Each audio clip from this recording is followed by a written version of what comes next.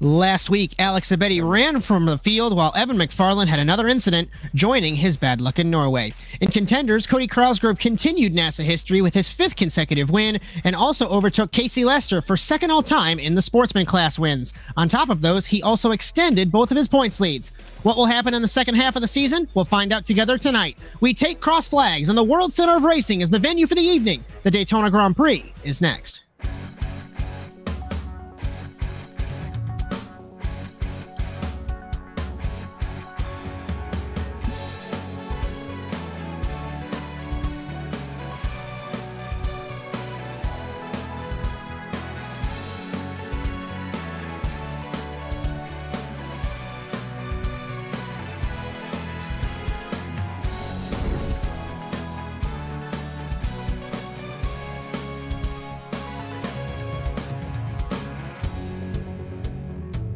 Our venue for this evening is the virtual Daytona International Speedway. Opened in 1959, North American Simulated Auto Racing started visiting the World Center of Racing in 2018C. Running a total of 0.86 miles in length with 9 corners, 6 to the right and 3 to the left, the lap begins with a right-left, left-right dirt chicane with the tabletop jump in the middle, and be wary of sausage curbs at all points. Exiting turn 5 with the quick blast out to the famous oval and another quick dirt section onto the beginning of the road course, down to the Joker decision. It's a slightly shorter lap, but be wary of the commitment lines on entry and exit. If you blow one of those, you will get a penalty. Spot your braking point for the International Horseshoe, passing the start-finish line, and completing a lap here in Daytona. In NASA Rallycross, our format is as follows. Our field is split equally into 5-lap heat races with 1 Joker lap. The top 2 transfer to the feature automatically, the winner gets 3 bonus points, and the runner-up gets 2. The rest of our drivers are sent to the semifinals. 5 laps, Joker once, the winners transfer and receive a bonus point. This sets the grid for our 10-lap feature race where the points are awarded and trophies are handed out. Unique to NASA Rallycross, 2 Jokers are taken during the feature. The 29th season of the NASA Rallycross Challenge continues tonight, live on the Automotive Sports Network. With Bryan Sawyer in the production truck and 2022A Sportsman Champion Justin Robichaud next to me in the commentary box, my name is Josh Mertz as we welcome you to the 15th running of the Daytona Grand Prix. The NASA Rallycross Challenge is brought to you by Overwatch Specialty Service. The only thing more unique than your problem is our solution. For more information, visit osscenter.com. Thank you so much to Rob Hartland for your continued support of NASA Sim Racing. Our coverage on ASN tonight also brought to you by NordVPN. For up to 63% off a 2-year plan, visit nordvpn.com/ASNTVUSA. Thirdly, our cameras for the entire season are provided by TrackCams22.com. And finally, our intro music was produced by our very own Alex Abedi. Justin, Crosgrove made it 5 wins in a row in contenders. Alex flew away from the field in Charlotte, and Evan had some bad luck. How are you, and what are your thoughts? Hey, I'm doing fantastic. I think it looks right away. I see Cody, the other Cody, Wieniecki is top of the board now, just by a slight margin. But most of the field, Josh, tonight sitting in the 33 seconds. I think that's a very respectable time, even if this is a morning session. So I expect tons of these drivers to be very competitive tonight at a track that a lot of them should be familiar with. Another free track tonight here in the NASA Rallycross Challenge. As coming into the 6th round of the championship, we'll take a look at the championship standings. And Cody Crosgrove, 45 points ahead of Cody Wieniecki, the 18 versus the 9, 138-93. Matty Grove, 84. Matthew Lindy, 81. Cody Erdmann, 76. And we take a look down the order, down to Dubois with 56. Slapex Racing, Subaru, and Ford, 1-2 in the team's championship. JC Simsport Jr. sits in 3rd. TWR Subi Squad for Cody Wieniecki. Matthew Lindy for KES. Those are single car teams, along with Cody Erdmann for Firelight Esports. Then you have Warrior Racing, Underfunded Motorsports with Chris Wetz. Fiesta Siesta TWR with Josh Darnell, and Squadra Stun Z with Matty Morris. So a couple of the multi-car teams, and the Slapex boys having a great season, even if Crosgrove wasn't 5 in a row, as they are leading that championship. I'm taking a look as we are ending practice. You brought it up. Matthew Lindy, about a 10th faster than Cody Wieniecki, and Crosgrove, let's call it 2/10. That's him down by a mile compared to his results the last 5 weeks. Yeah, no kidding. And Matthew Lindy squeaked his way in there since I made that statement, Josh. So Cody Crosgrove drops down to 3rd there, and then the other Cody, it's basically just a Cody from 2 back to 4th, with Cody Erdmann sitting there in 4th. So very nice, strong field. Jess Rakowski in 5th, and Jake Robichaud rounding out there in 6th at the moment, with Eric Dubois shortly behind. as we will begin qualifying shortly. 5 minutes, 3 laps here in Daytona. And going to be super exciting. As just a reminder, it is the solo queue, so they're going to be all by themselves for 3 laps. And the official iRacing series, at least the lights, they run 2. I don't know if the supercars run 3, but a couple of the guys that ran yesterday used to that. A couple of the guys in our field did not run yesterday. And first on track, Cody Cosgrove in the 18 points leader with the blue plate as he leads the Sportsman Cup as well. And the Canadian rounds the final corner to begin his qualifying run. Tight and technical turns 1 and 2, especially on the dirt. Your car will wash wide. Hit the berm on the jump. Don't go over the side of the jump. Easy braking through 3 and 4. Easy on the throttle as well. And it's hard to pick your apex here because there's a surface change right on the apex. Now we blast out on back to the road course through the chicane. Joker decision on the right, like we mentioned in the track guide. Don't cross the lines in qualifying. Cosgrove locks it up. Oh, boy. In the 18. Wow. He will cross the line to set the first lap time. 33.427 for the Canadian. Eric Dubois ran his lap as well. Actually, he did not. It didn't count. He flips in the 0.34 off monitor as we still look at Cosgrove in the 18. Jake Robichaud, 33.7. 34.1 for Vinny Sowers.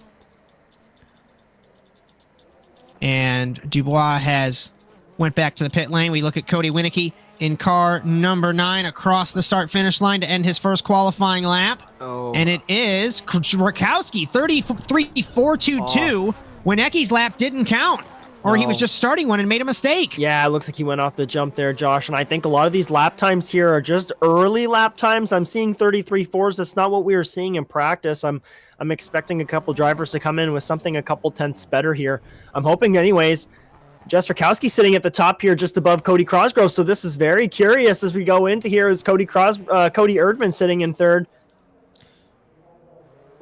Winicky had another brutal jump in the 9, trying to find Cosgrove crossing the line in the 18. 33.385. He pips Rakowski. Dubois 34.8, trying to find Rakowski in the 999. She's going to end her qualifying run. Oh, she already did. Yeah, that's out. And Cody Cosgrove pops that 33.3 in there. Steals the Winicky spot away. across the line. 33.8 for Winicky. He's got 1 lap left to see if he can steal the pole position away. And I talked about how official races are 2-lap qualifying and our races are 3. I know that Jess has been racing so many official races the last 2 days. I wouldn't put it past her to make that mistake. So easy to do, though. I did it in Norway. Absolutely. And you get into a groove, Josh, and you, especially if you get into a groove, it's very easy to make that mistake. And I too have made some silly things like that as well. Robichaud crosses the line, does not improve. Cody Erdmann sneaks his way to third. Winicky pips him 33.534, and I think it's going to be another pole position for Cody Cosgrove in nearly a perfect season so far. The only time he missed the pole position, or the seating win, I should say, was Knockhill and in Spain and Barcelona. Wow. But looking to make it 4 out of 6. Yeah, as we don't have too many drivers out there at the moment who are putting out laps. Joshua Darnell, I think, is trying to get something out there at the moment. But that looks like the field. But let's note. I know I want to get a little bias here, but that's a top 5 for Jake Robichaud. That's a very impressive showing in qualifying. Very nice to see. We'll see what happens here through the heats. That might put him P2 in heat 1. There's 4 so heats. This gives Cody Cosgrove pole position for heat number 1. Rakowski pole position for heat 2. Winicky pole for heat 3. It'll be Erdmann in second in heat number 1. Robichaud second in heat number 2. If my count is correct, because I do believe we only have 3 heats this evening for contenders. As while we have a little bit of a lull as qualifying has ended, just a reminder, the finale for the Woven by Toyota NASA Sports Car Challenge this Thursday on the Automotive Sports Network. You'll join Bryan Sawyer, Justin Robichaud, myself, Josh Mertz for that one. See if Sabian Ragstor can get yet another win on the season. 9 p.m. Eastern, ASN Live on Thursday from Fuji Speedway. It's going to be a good one. Oh, I think so, Josh, as we've got some drivers just turning some practice laps at this point, and I don't blame them. This is this is a tricky course, one that I struggle with, and I'd be out there getting everything I can to. As I'm just watching Morris jump off the side of the jump there. The tricky section here. We used the word tricky last week, and we're using it again here. I mean, all the tracks are tricky, really. You have the two layouts at Daytona, and for lack of a word, it's tricky when you're driving this track compared to long, because the long layout, first chicane, super fast. Here, it's kind of slower and more technical, especially with the walls there. So yeah, and that second sector in the opposite end of the course is very different, and it is different in the sim too. The slowdowns are different as well. So if you're used to one sector, they're very, very different from one end to the other. So you're really learning a lot of a different course. So. Take a look at the starting grid. We got Cody Cosgrove, Cody Erdmann, Matty Morris, Eric Dubois, and Ed Boyles for this first heat race.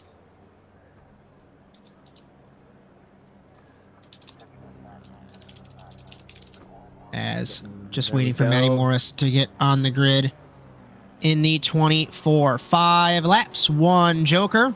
All Subarus, and the top 2 will transfer. Green flag off the line. Morris misses the start. It's side by side. Ooh. Cody versus Cody. Cosgrove versus Erdmann. Down to the first corner. Boyles, Dubois, and Morris. Wide is Cosgrove. Here comes Erdmann, the former series champion. Takes the lead after a little hip check to the 18 was the 52. And the man from Wisconsin leads through the first corner. Cosgrove over the curb. That's going to be a slowdown, I think. These two came together. Boyles flips over Cosgrove. Everybody misses the corner. Everyone goes around. And I think Erdmann still has a slowdown. Yeah. He does. So does Dubois. What is happening? Is Cosgrove going to take the lead again? Oh, I don't think so. I think the slows are cleared, and he is slowdowns are clear. Races. Yeah, he's off to the races now. So, oh boy, you can see Cody wanted to get checked up bad, but we mentioned it already a bunch of times. A tricky section, and it's not a spot you want to be behind someone and checked up. You want to hit it fast. If you hit it Dubois at the wrong angle, jump. Oh, does he hit his teammate? It. No. But you see it right there. I was just explaining it, and he just kind of gave us a bit of a clinic on it. You get the wrong angle off that jump. Into the wall in the 18. Oh boy, our points leader. Yeah.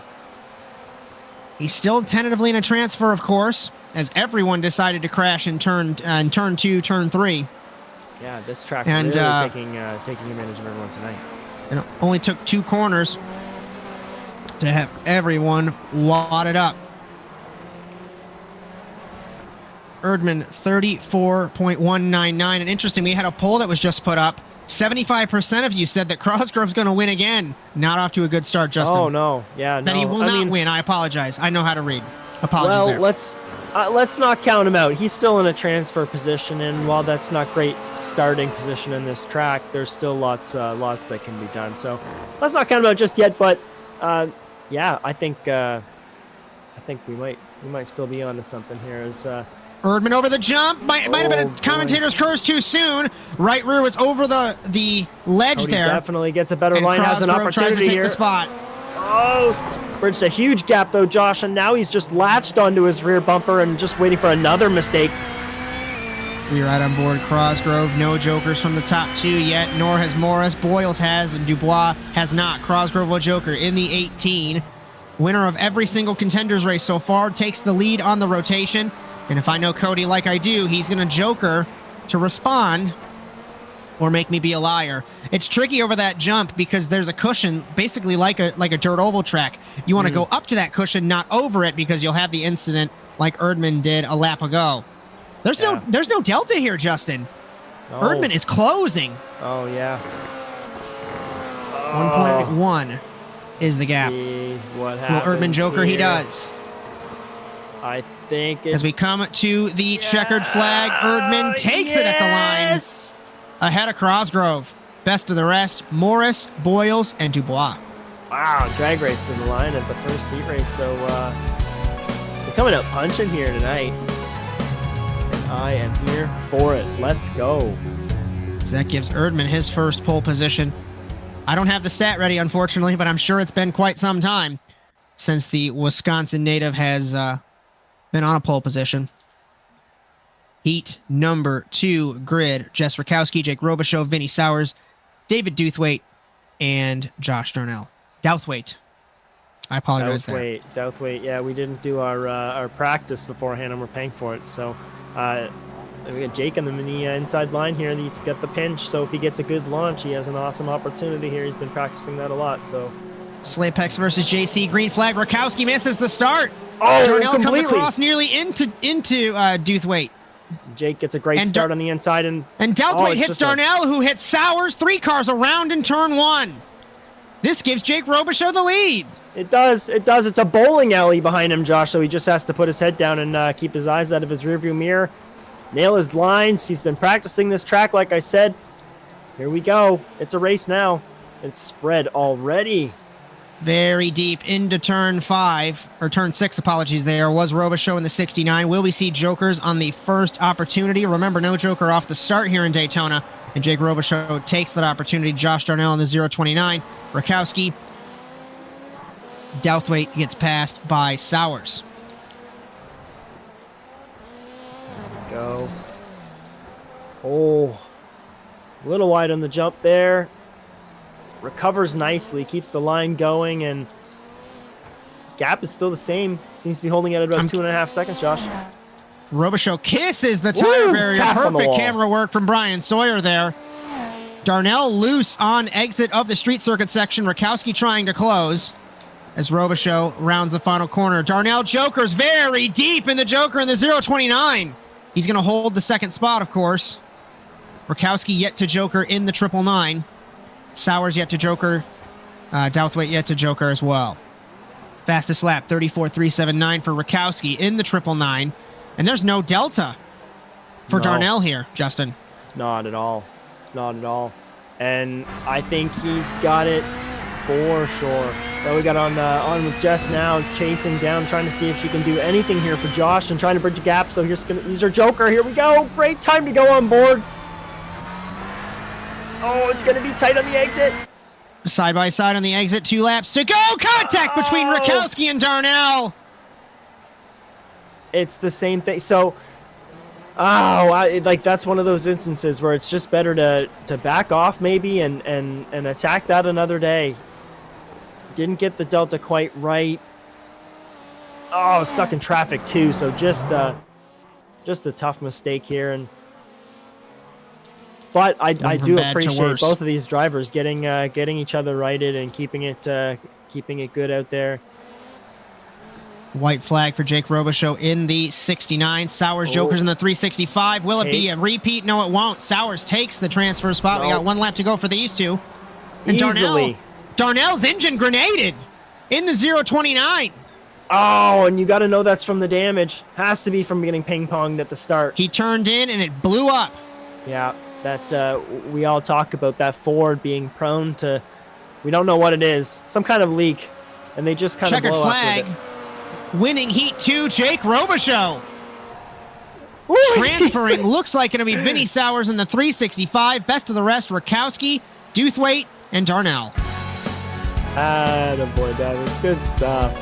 Look at that one. He's still in the car. He sent it. He's out there. He's probably going to do some donuts now. You know it. Great win. Fantastic. Just a way to capitalize. Yeah, capitalize. Keep his head down. And that's going to put Run him. A good race.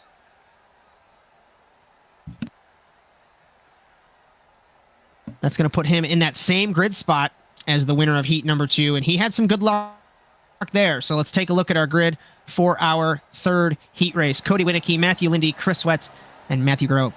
Defending sportsman champion Grove in the 472. Always the bridesmaid, never the bride, Chris Wetz. And Winicky and Lindy. 2 Subarus, a Ford, and a Volkswagen. Getting ready for this last heat race here in Daytona. Green flag off the line. Winicky bad start, and the middle gets a good run again with Lindy down to the first corner. Wetz trying to peek to the outside. Grove deep on the brakes against Winicky, rounding the first corner. Wetz had the momentum, but then they nearly came together. Lindy Lindy ahead of the side by side. Winicky and Wetz. Winicky takes the spot. Yeah, Wetz backs out. Probably the right move, like I said. Over the sausage curb, Lindy. Oh, will it be a penalty? No. Wetz got a penalty though in the 71. Yeah, He'll have to slow down here. Wetz does. Yep. And we're watching that, trying to find a time to do that, but it can be so brutal here if you don't get it done quickly, Josh. And he dives off and just slams Wentz on it. gets out of the way. Yep. Still fighting it. Wow. And it's off. He's good now. So, but so far back from it. Just absolutely brutal. Yeah, Bryan saying it climbs on the backstretch like a... Over the jump, Lindy! Bounced wrong, slides and spins from the race lead. Put Winicky to the lead now. Grove in second. And he squeezes back in front of Wentz here. Now Wentz has an opportunity here as well to gain a position, but doesn't... bad spot to be stuck behind Lindy, suffering a bunch of damage from that too. Jokering as Winicky. Grove stays out. Lindy stays out. Wentz stays out in the 71. 3 laps to go for Winicky in car number 9. Grove holds the transfer. And it's so easy to do, especially in the supercars, with the extra power over the jump again. Oh, Lindy's out wide goes again. Lindy. Yep. There's 2 things that are so easy to do. It's run wide on the ramp or run long on the jump. Yep. And he did both for the last 2 times. Absolutely. Definitely easy to do, especially when the track starts to get rubbered in and gets a bit slick. Easy to misjudge it, especially if he's suffering a bit of damage. Wentz has a huge run down the back straightaway. Sorry to cut you off. I thought he was going to make a move. Let's for see the if he third does spot. something Lindy here. misses the corner. 2 to go for Winicky up front, not missing anything. We look at the battle for third. As we remember, we talk about every single week, the best of the rest spot is a better grid spot for the semifinal. Both of these. And over the jump, he bounced. He was able to save it. And still no jokers here. Oh, Wentz hits the curb and almost rolls the little beetle. Prone to that enough I stand already. corrected. Winicky jokered. Grove has not. So we might see potentially a change for position here. Is Grove going to wait till the last lap? It looks like he will. I think so. He's going to try to... Everyone else is going to file in on this last lap. So it's all about if Winicky can hold off Grove. Last lap 33.864 to a 34.3. Winicky resets fastest lap with that last lap, Justin. Yeah, they're just basically trying to take it all out on the track at this point, hoping for a mistake somewhere. I mean, this track is prone to mistake happening. All it takes is a slowdown in one spot, and you're giving that position back. But here we go, white flag, final sector here. Down the back stretch into the final corner for the final time. Grove jokers. It won't be enough. Winicky will win Heat 3. Transferring is Grove. Best of the rest, Lindy and Wentz. Those drivers really in it right to the end. As it was nice to have a clean race. As not sure what got into everybody, as the lights race was clean yesterday, and then we had that those incidents there. Yeah, yeehaw. Already to the semifinal. We take a look at our grid. Matty Morris, Matthew Lynn, David Douthwaite, and Eric Dubois. Douthwaite. David? Douthwaite. Every time I say it, I realize I'm saying it wrong. Yeah. So, 5 laps, 1 joker, and the winner will transfer out of this race. Lindy jump start, and I think it looked like that it was Dubois as well. Green flag. And it is. That is Off a the black line. flag for Lindy. It's enough. It's enough. So that Please puts hit with that. Douthwaite battling Morris. Morris takes the spot. So Matthew Lindy's just going to run that out and just hope that the He's gotta hope penalty that he has somehow, enough. yeah, maybe the rest of the field grenades, but we'll find out at the end. I think it's a 15 or a 30 second, depending on how far. It wasn't a lot, so he's probably on the lower end, but still, that's a huge amount. As Morris hits the wall in turn 6. Douthwaite looks to the inside. Douthwaite trying to pass the 24. He jokers in the 155. Dubois does not at the end of the first lap. Technically on the road, Matthew Lindy leads.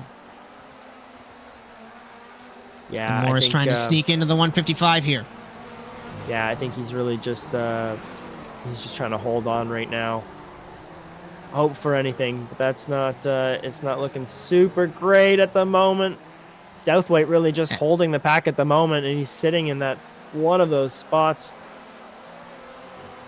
As he needs to be the race leader to transfer, as it's only the winner that transfers out of the semifinals. As the rule was changed recently. It used to be if you jump the start, your black flag gets cleared and you drop to the back. But that was recently changed to if you jump the start, it's your iRacing penalty. And Yeah. Lindy certainly hurting from that one, of course. 33.598 fastest lap. 0.8 faster than Douthwaite. And it is unfortunate, and really that all that is an unfortunate way of penalizing drivers like consistently. It comes down to it. Josh. Like, there's no way to consistently do it. Otherwise, you're gonna clear some for others, and it's not going to be done the same way twice. So, yeah, we let the sim take care of that. It's unfortunate, but it is what it is. We take 2 laps to go, and Lindy, of course, is flagged with a black flag, but the sim is interesting. I'm not quite sure what the penalty is, so he's doing the right thing by just pushing hard and trying to get ahead of everybody here. It's a post race. It's a post race, and I think if I remember correctly, it's 15 seconds for like an inch or a few inches, and then it's like 30 seconds for like over a foot. So yeah, he's yeah, exactly. Bryan just said in her ear, he's essentially praying for an accident at this point. I mean, with these guys battling essentially for the win on the road after the penalty, it could happen. Right. So we're on the white flag lap, and Douthwaite's got a good advantage over Morris. Morris pushing hard. Douthwaite's last lap, 34.6 to a 34.5 for Morris. And I think this is going to be a formation finish in the semifinal. No, Morris has to joker. Lindy wins on the road, and Morris will finish in second. Third is Douthwaite. See how Fourth the sim is Dubois. shakes. Let's see what the penalty is. Watch and the will results. It give Morris? It does. P1, Matty Morris. It does. It drops Lindy right to the back, which was expected. Not as much. It was over 7 seconds, I think, at the end. But, yeah, unfortunate incident. Ow.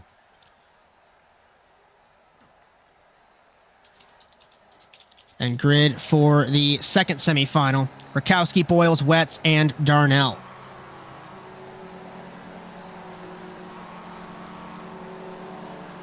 Another 5 laps, 1 joker, winner transfers, green flag, off the line, 3 wide, Boyle surges ahead. That middle grid spot's looking good all evening long, deep into the corner. Commentators curse and put the 38 to the back. Contact with Wetz, and Rakowski puts Darnell to the lead. Will be side by side, Wetz backs out of it. Darnell misses turn 1, misses turn 2, nearly over the jump. I thought he was going to miss it. He holds the lead. Wetz in second, third Rakowski. Wetz over the curves and around the 71 goes. Oh, yeah, Averso, wow. Yeah, that Beetle does not like the curves at all. For a, oh boy. Nope, just the wrong direction there. Darnell thought about jokering, pulled to the left of the commitment line at the last available moment, and this puts Rakowski to the lead of semifinal B, ahead of Darnell, ahead of Boyles, and Wetz still on track in the 71. Yeah, absolutely. It's probably the best strategy. A bit messy over the jump there. Bouncing around, that's another tough spot. But if you don't hit the jump quite perfectly, especially in the Subaru, the car, wow, any car really, they'll bounce around. It's hard to get all 4 tires on the ground again, and your center of gravity in a very calm state to even slow the car down for that next corner, because it's a very tight corner that transitions to asphalt. So here we go and Darnell jokers comes out in front up of that Rakowski. Sure does. So now we've got a battle here. And Rakowski over the jump, as I say it, saves it. Oh, that might seal it, although it might be a bit too early to say that. As showing good pace in qualifying, not having a good time in the semifinals, Jess Rakowski. As we ride on board the 999, the driver from Maryland, Josh Darnell still leads. Coming to 2 laps to go. I think she's quicker. And I'm not saying that because she's my car. I think she's quicker than Darnell, so... Yeah, it's just contenders' mistakes. Josh, we've been mentioning it. Well, Bryan's been mentioning it a lot this season. That's exactly what it is. Much better jump. Yeah, she's got it sideways on 2 tires still, bridging a huge gap here on Darnell in the final sector. We are right on the board this section. Oh, this section is awesome. Josh is so tight. Ooh, did she hit the left rear on the wall? Just a bit. Fighting that Coming to the car. white flag. Car length between them. We got 1 lap left. We'll take a look at lap times. Lap time last time, Darnell was up by 0.2. We'll take a look this time. We take the white flag. 34.6, 34.2. Up by 0.4 to Rakowski. Over the jump for the final time. In the second semifinal. Over the jump. Super clean over the jump, Josh. The first. Will Darnell run it wide? No, he doesn't. Rakowski pushes wide in the 999. We've got 1 last shot. Rakowski looks like she's got a better run. Nearly kisses the wall. Oh, pushing so hard, Josh. Just will it be a dive bomb slipstream? 999 looking. Driver's right. Down to the final corner for the transfer spot. Onto the curb. Rakowski muscles her way through. Is she going to let him have it? She'll transfer. Ouch. Boyles, Darnell, Wetz, best of the rest. Bit harder than you want to be pushing there, unfortunately. As our Love the graphics are a little attempt, broken, but- so apologies for that one. But our field is set for the feature. We'll be back shortly here in Daytona. You're so interesting. I love your browser history. I like that you're not hiding anything from me. By the way, nice IP address. I like your neighborhood. You are so special. This ad is just for you. I learned so many things from you. You are so generous. With your personal data. Switch on privacy, switch off trackers and viruses. Go to nordvpn.com. NordVPN. Safely be you.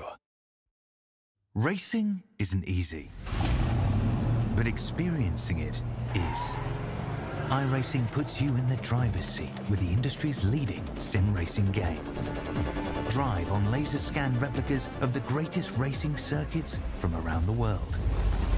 Go head-to-head against other drivers chosen by skill-based matchmaking to ensure competitive racing at every level.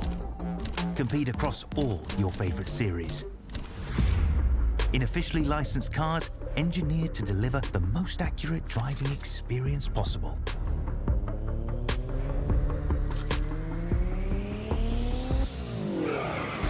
Join a race or host your own with players from across the globe. Race against the computer or in a league with friends. Feel the thrill behind the wheel. Visit iRacing.com.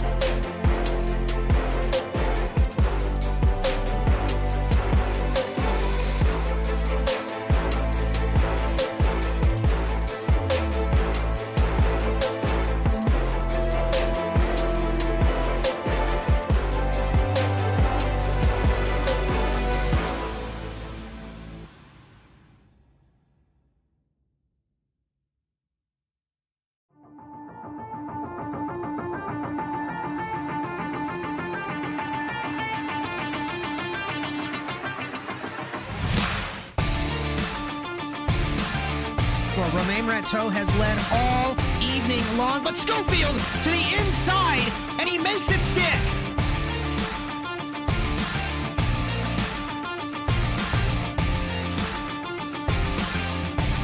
Funny story about Bryan Sawyer. He showed up to the track 5 minutes ago with zero practice, and each lap increasing in pace for the man from Wisconsin.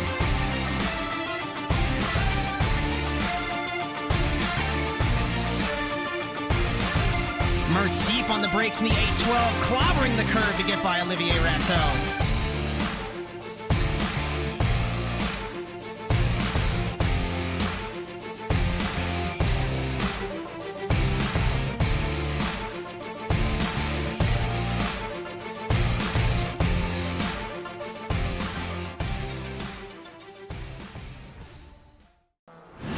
Absolutely be doing what he has to do. He has to go for the championship. He has to recover the points that he lost. He's down the race, takes the lead in the 12. What a move.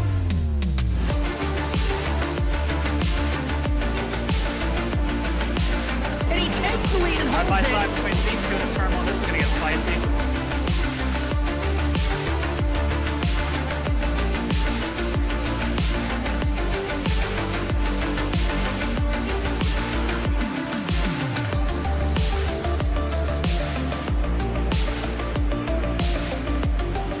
Turn one, over the jump to begin the first lap, clog at the inside line. McFarland contact between them. They are still side by side. This opens the door for Wetz. He can't make anything happen.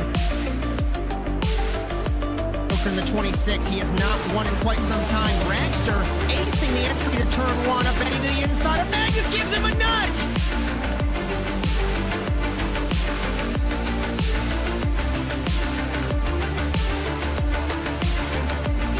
Grip strip on the inside Phil. Wetz had a little bit better run, but looks like Mertz will hold the spot.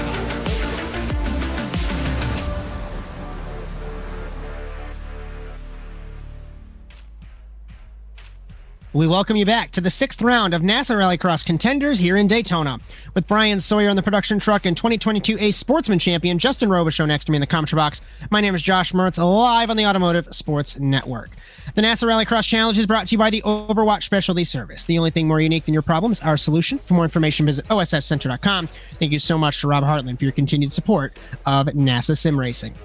Our coverage on ASN tonight also brought to you by NordVPN. For up to 63% off a 2-year plan, visit nordvpn.com/ASNTVUSA. Thirdly, our cameras for the entire season are provided by TrackCams22.com. And finally, our intro music was produced by our very own Alex Abetti. So we got a couple minutes before we grid for the feature, Justin Robichaud. And my question to you, as always, is we take a look at our grid. And Erdmann on pole, Robichaud, Winicky, Cosgrove, Sawyer. Of course, we'll go over it before we actually grid, but yeah, I'll toss out the you're going to be biased because of your pops. But I like that middle grid spot.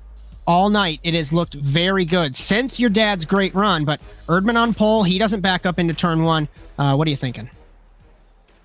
Yeah, well, the 5th position, I'm not so sure, Josh. I still think Cody Cosgrove has a great spot, but I think Cody, it really comes down to the start. That middle grid spot's been great, but it really boils down to how great that driver is on that launch, Josh. But yeah, if you get a great launch, I still think you have a bit of an edge over the person on the inside because you still get the squeeze on them, and it's a very tough braking zone.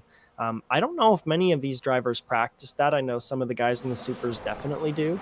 So I'll be curious to see how the start rolls off, but I'm actually going to guess that this one's going to be a Winicky win. So that's what I'm going to go with tonight. As I'm having trouble remembering who was where yesterday aside from me. I was on the pole position.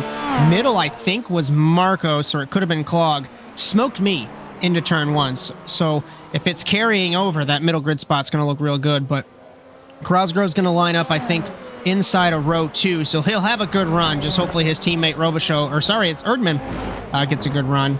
And those two came together in Norway, so I don't know. This is going to be a good one. Wow. Yes. I know it wasn't for anything, but that was kind of a slick little pass from Cody and kind of a nice, just go around me from Jake there. That was quite cool to watch. Because remember, the top 3 of this race will transfer through to the supercar main event. You'll catch that right after this, so don't go away. Be sure to like and subscribe to the Automotive Sports Network. We do have NASA Rallycross lights on Sundays. We are here with NASA Rallycross Contenders and the NASA Rallycross Supercars on Mondays. And the last race for the Woven by Toyota NASA Sports Car Challenge this Thursday from Fuji, 9 p.m. Eastern on ASN Live. Going to be a couple special events throughout the winter, so just keep an eye on nasasimracing.com. For all of that information. Grid 4, the contenders round in Daytona. Cody Erdmann, former champion on pole. Jake Robichaud, Cody Winicky, Cody Cosgrove, former sportsman champion. Vinny Sawyer, Matty Grove, defending sportsman champion. Matty Morris, and Jess Rakowski. 8 cars, 10 laps, 2 jokers, and the top 3 will transfer up to the Supercars race. Thanks for joining us on ASN as we get ready here to go green in Daytona.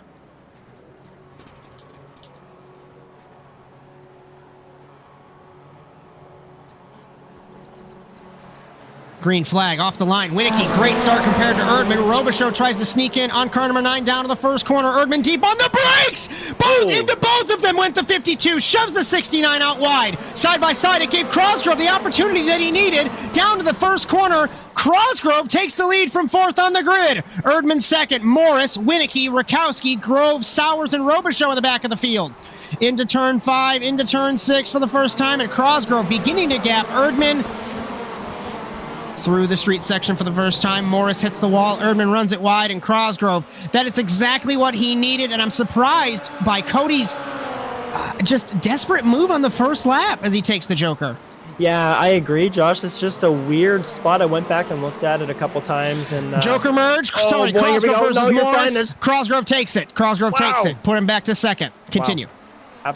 Very respectful merge there between those two drivers. No, I was really just saying it's an unfortunate incident. You just get two drivers in two spots, really just in the same time. We right on board Cosgrove in the 18. Better run off the corner. Erdmann with a four-wheel drift off the corner. Winicki's got a huge slipstream on Morris down to the final corner. Cosgrove joker, so does Winicki. So will we put Cosgrove to the race lead easily by a couple of seconds here over Erdmann. Winicki in third, Rakowski fourth, Morris, Grove, Robichaud, and Sawyer. Wow, that looked like a last-second decision from Cody Cosgrove there. He didn't really get in, or he just got in very hot. Either way, that wasn't a very clean joker attempt from my view. So we'll see if Winicki hit the wall in turn 6. I don't know if that's going to give him left rear damage. No. On car number 9. Will we see our first bit of strategy? Cosgrove locked it up. So is Cody, though. In the final corner, both of them are. That's easy to do when that's in the Subaru in that sector. I found anyways. You really have to attack it a very specific way. Winicki over the jump. Sorry to cut you off. He is closed on Erdmann, trying to send it in the 9 versus the 30 or the 52. Sorry. Ooh boy, you're never cutting me off, Josh. This is spitfiring. How are we supposed to bounce back and forth when they're just going? When they're like everywhere. Oh my Winicki God, jokers. Cody again. He'll complete his strategy. He's going to come up behind Cosgrove, maybe in front of Erdmann. He does. That doesn't help the 9 in the battle with the 18, though. No, not at all. And Erdmann yet to take his second joker. Cosgrove yet to take his second joker. Rakowski's strategy's done. Morris has one left. Robichaud's done. Sawyer has none, nor does Grove. Cosgrove's having a hard time Winicki into the wall, in the 9. As I was going to say, Cosgrove looks very slow. One car around, it's Rakowski in the 999 from the 4th spot. That's a tough spot to be in if you want to get out of there. That car's makes the right move, killed. But it's not looking too good. Got a battle for second right now between Erdmann and Winicki, and Cosgrove. He's got to have more damage than I thought. That car, he's looking very slow compared to Winicki. Yeah, he's having a very hard time turning that car to the right, and this is a track you need that on. He's really struggling there. I think everybody's got damage. Yeah, for sure. He's actually still managing to put a healthy gap there up at the start, and has one joker left over Cody behind him. So, yeah, he's still looking in a great spot right now. It's really his race to lose, Josh. And Winicki holds the second spot. We take 4 laps to go. And we talked about Sabian Ragster equaling NASA history and breaking NASA history in the sports cars, but Cosgrove getting close on territory with Luke Krause from that 2021C season. Obviously, it's the second division, but still a record-breaking season for Cosgrove, and he still has 3 laps to put it all together. But he's looking really good, Justin. Yo, you know Erdmann it. Jokers. He absolutely is. And it's deep going to be in the Jokers, the 52. Oh, boy. Does Takes he the get spot. back in there? Yeah, he does easily. And yeah, no, it's going to be a pretty tough record to beat, Josh, I think, especially with the recent split and the way everything's going to work out for him. So, yeah, he's going to have a record atop there for a little while now. As we're going to come to 2 laps to go. Cosgrove 34-1. He is still faster than Winicki and Erdmann despite that damage. So it's still looking good for Erdmann and Winicki to transfer. Cosgrove's got 1 joker and still runs it deep in the final corner, but he's got so much pace and that joker left. I think he's going to joker on the last lap. I mean, there's no point to pushing it. Yeah, absolutely, he will. It makes no sense at all to get that out of the way just yet. Save that to the end. It's the right move. Matty Morris has 1 joker left. I don't know if he's going to be close enough to maybe take a transfer away from these guys. And Matty Grove took 1 joker in the back of the field. Sawyer has not taken any jokers in the back of the field. We come to the white flag for Cody Cosgrove in the 18. Race wins wise, it has been perfect so far. 5 for 5. He's got 1 lap left to try and make it 6 for 6 in a record-breaking season. Erdmann over the jump. Thought he was going to send it a little bit too far to driver's right. Pushing, trying everything he can. But I think that turn 1 move, he asked me how I was patient. I sat back and thought about making my move later in the race. Cody Cosgrove, final straightaway for the final time, takes to the joker, and it is 6 consecutive wins for the Canadian in contenders. He wins in Daytona Beach ahead of Cody Erdmann in the 52. Third step on the podium, Cody Winicki, so it's the Cody Good race, triplets fellas. that transfer to supercars. Best of the rest, Matthew Morris. Jake Robichaud, the innocent bystander in turn 1. Matty Grove, Vinny Sowers, and Jess Rakowski. What a wild race, Josh. I mean, right from the first lap, beating and banging. There's a few people that are probably going to head right to the protest sheet, I think. But overall, I think that was an okay race. Only Actually, people named. Good race, Cody Erdmann giving Crosgrove a little bump there after the whistle, Josh.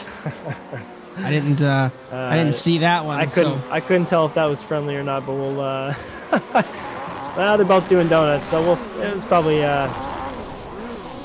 relatively friendly. In NASA Rallycross fashion, who knows what's even happening on track right now?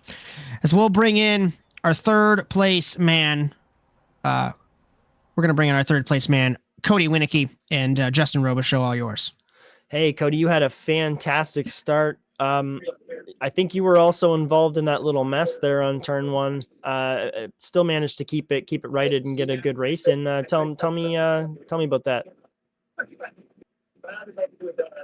Oh, I didn't unmute in the right spot like I was supposed to. So I totally wrecked my question, Cody. But I'm going to repeat this for everybody who's already heard me, so I'm going to sound like a broken record. But you were caught up in some nonsense there in the first little bit, but still managed to come through. Walk me through that. Yeah, I knew I was going to get bobbled around, and it's a really tight track and very hard to pass. So the only thing you can do is not hit the barriers, which I did a couple times, so my wheel was all jacked up, but we still pulled it through. Yeah, you and many other people were pretty messed up tonight. I think a lot of people were suffering some wheel damage. So fantastic race. We won't take you too long. We got another race to get to. So anybody you want to thank, Cody, before you head up to that Supers race tonight? Yes, sir. I want to thank you guys for the amazing show, Polaris Racing, Top Box Racing, MFR Off-Road, and thank you all. Fantastic, Cody. Thank you so much, and we'll see you in the next one. I'll grab second place man Cody Erdmann, and Justin, you'll grab Crosgrove. Cody, I want to ask you the same question you asked me last night. You said, what were your thoughts on the start and going into turn 1? So I'm going to flip that coin to you. As your friend, I want to tell you what were you doing? But I want to hear it from you. I just was driving in, we all braked at the same spot, and the inside line just closed up, and I was already committed. Like, I really had nowhere to go. My line was going to be there, and unfortunately, they were kind of shutting the door at me, and I really had nowhere to go. It was either stomp on the brakes, slide into them, or smash the blue turtles and slide into them. So I really didn't want that to be on the start. But as we've kind of seen the last 2 nights, it's been kind of chaotic in the starts. But other than that, once we got through a little bit of the first lap chaos that we've seen here the last 2 nights, ran a nice solid race, battled with Crosgrove and Winecki there. Little 3-car Cody train going on all night long. So I think I played my strategy pretty well. All right, my friend, we won't keep you. I know you got a second race to run, so anyone you'd like to thank for your P2 tonight? Yeah, first off, I'd like to thank my wife, and then everyone at the Firelight Esports Group, CC's business, and then Light Stuff, Premier Race Setups. And like I said, everyone at Firelight, and also you guys here at ASN for putting on a great show. All right, my friend. Good run, and good luck in the next one. Thank you. Thank you, Cody. And we have our winner, 6th in a row, Cody Crosgrove. Justin Robichaud, all yours. Woo! We're just having like friendly chats here every week at this point, huh? Let's start the Cody podcast. Wow. The seas parted for you in turn 1, didn't they? Yep. You must have just been grinning from ear to ear when you nailed that apex and just shot right into first place and then just held it. That must have felt good. Oh yeah, Justin, when I saw that opening and I nailed it, and I was just like, yes, this is putting me in a good position. I went back and watched it, and I smiled watching you shoot into first place. It was just unbelievable. It was a rocket ship. Just a benefactor today is some turn one drama. But all right, let's get your thank yous in. We'll get you prepped for that next session. We got another race to do. So who do you want to thank? I'd like to thank ASN, you guys, for putting on the show. Slave Packs, those guys always cheer me on. And yep, that's pretty much it, guys. Rockin'. Thanks, Cody, and good luck in that next race tonight. Thanks, guys.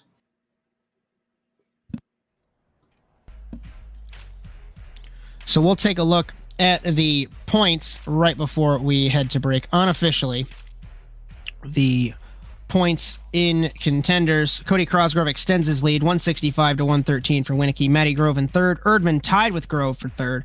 Lindy down a position due to that bad finish. Rakowski, Robichaud, Wetz, Darnell, Dubois, and Slapex Subaru 194. Just a reminder, we did have the top three transfer up: Crosgrove, Erdmann, Winicky. So the Cody triplets transfer through. Matty Morris, Jake Robichaud, Grove, Sowers, Rakowski were the remaining cars. We're going to step aside for just a couple moments, and on the other side of the break, we will go to the supercar race here in Daytona. You're so interesting. I love your browser history. I like that you're not hiding anything from me. By the way, nice IP address. I like your neighborhood. You are so special. This ad is just for you. I learned so many things from you. You are so generous. With your personal data. Switch on privacy, switch off trackers and viruses. Go to NordVPN.com. NordVPN. Safely be you. Racing isn't easy, but experiencing it is. iRacing puts you in the driver's seat with the industry's leading sim racing game. Drive on laser scan replicas of the greatest racing circuits from around the world. Go head-to-head against other drivers chosen by skill-based matchmaking to ensure competitive racing at every level. Compete across all your favorite series. In officially licensed cars, engineered to deliver the most accurate driving experience possible.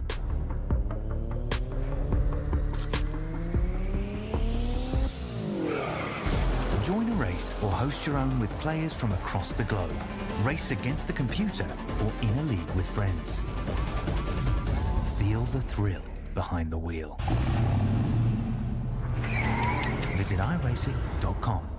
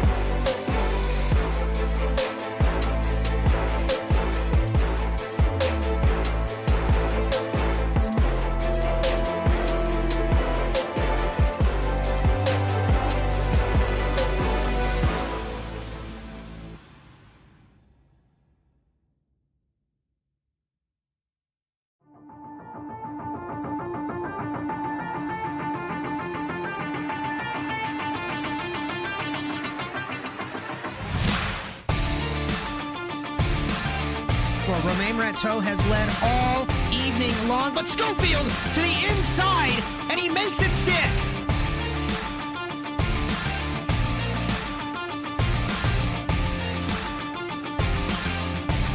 Funny story about Bryan Sawyer. He showed up to the track 5 minutes ago with zero practice, and each lap increasing in pace for the man from Wisconsin.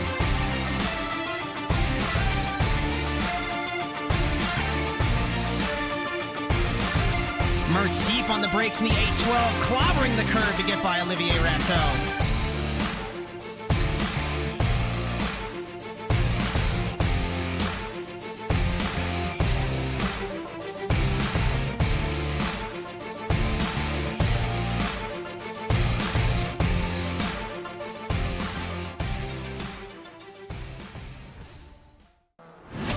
Absolutely be doing what he has to do. He has to go for the championship. He has to recover the points that he lost. He's down the race, takes the lead in the 12.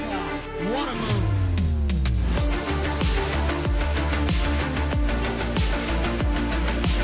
And he takes the lead and holds it. Side between these two and Terminal. This is going to get spicy.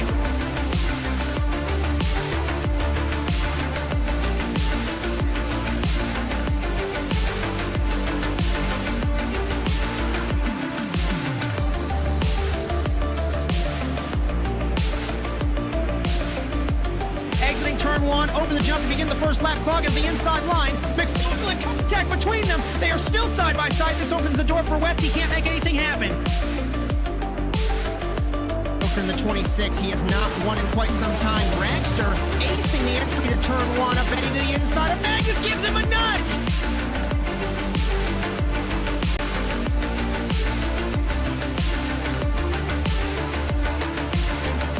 The grip strip on the inside, Phil. Wetz had a little bit better run, but looks like Ronnie's going for the spot.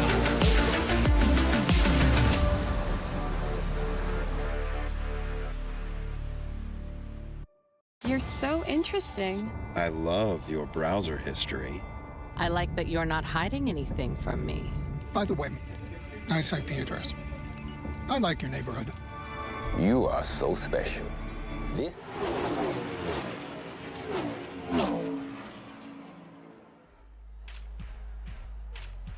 We welcome you back to the Daytona International Speedway for round 6 of the Overwatch Specialty Service NASA Rallycross Challenge, as we are getting ready for qualifying for the Supercars division. In the production truck, Bryan Sawyer, alongside me in the commentary box, Justin Robichaud. My name is Josh Mertz. Thanks for hanging out with us over the last hour as we watched Cody Crossgrove 6 wins in a row. Some argy-bargy down to turn number 1. Just finishing up practice now.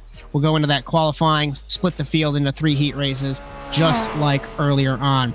Just a reminder, our series is brought to you by Overwatch Specialty Service. The only thing more unique than your problem is our solution. For more information, visit osscenter.com. Thank you so much to Rob Hartland for your continued support of NASA Sim Racing. Our coverage on ASN tonight also brought to you by NordVPN. For up to 63% off a 2-year plan, visit nordvpn.com/ASNTVUSA. Thirdly, our cameras for the entire season are provided by TrackCams22.com. And finally, our intro music was produced by our very own Alex Abetti. Couple of stat nuggets before we get to qualifying, and then we'll go over points and all of that fun stuff. So we do have 6 former winners of the Daytona Grand Prix here on the short layout. Myself, Josh Mertz in 2018A, Cody Erdmann in 2019B. But remember, those two were in the Pioneer era on NASCAR 2003. In the modern era, Philip Kraus in 2018B, Jake Robertson in 2020B, 2022A, Josh Clog, and 23A, Alex Abetti. So the last 2 race winners here on this shorter layout in Daytona Beach, Justin Robichaud, are in this field. And my question is, as Evan goes fastest in practice, Alex smoked the field in Charlotte, but he's down in the order here. Oh, wow, yeah. It's basically Evan, Francois, Josh. I'm surprised to see Alex so far down, to be very honest. He's traditionally very strong here. I don't know if it's because it's the Subaru, maybe, but we'll see. He's actually not in session at the moment, so he's on his way in, I think. But yeah, he has been let know that the session is going. So basically going to kick that as soon as he gets in, and we'll kick it forward.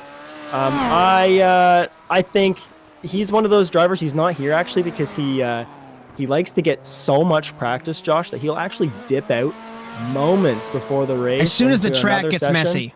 Yeah. As soon as the track gets messy, he's out in his own session. He's like, nope.